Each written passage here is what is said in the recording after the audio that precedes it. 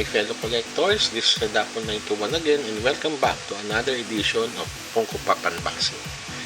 And today I'm going to share with you one of my newly acquired and a new addition to my collection. And the figure that I'm going to share with you is from the Wonder Woman 88th year series, Wonder Woman Black Lantern. But before we do the unboxing, let's take a quick look at the artwork of the box. Here you can see the iconic window display box of the Funko Pop. Here you can also see the 3D photo of the figure, the 3D promo photo. Wonder Woman 88th year, Funko Pop, Heroes 393. This is glow in the dark. This is exclusive to Amazon US sticker. Okay, international sticker is special edition SE. On the other side, Wonder Woman Black Lantern. At the back, the other Wonder Woman that are included in this series.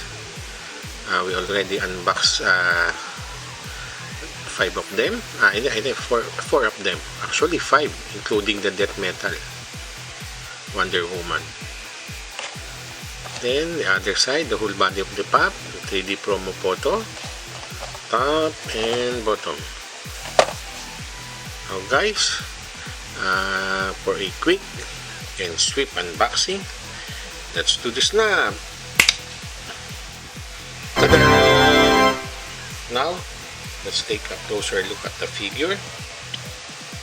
Here, you can still see the iconic design of the Funko Pop, the big head, and the big round eyes. This time it's not black, but it's white.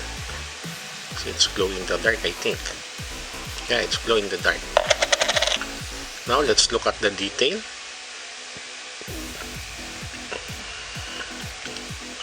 I like the detail of the hair. Look at the groove of the hair. It's nice. Look at the tiara. I also like the design of the tiara. Skin tone,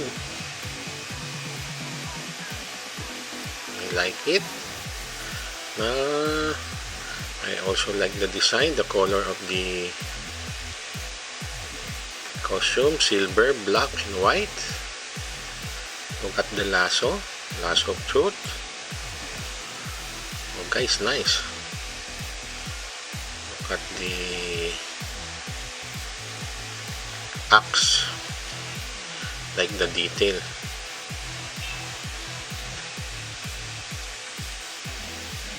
Wristband, you look at the wristband, it's color silver. I like the detail.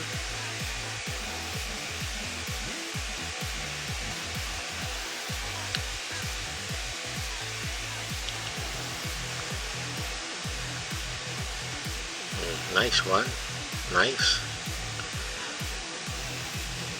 They are color black, gray, white, silver.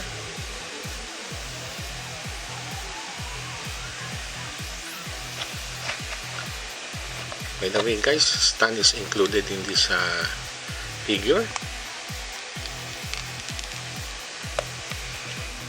Well, I guess that's it guys. Please don't forget to share, like, and subscribe to my channel. Until next time, thanks for watching. Please stay safe and God bless.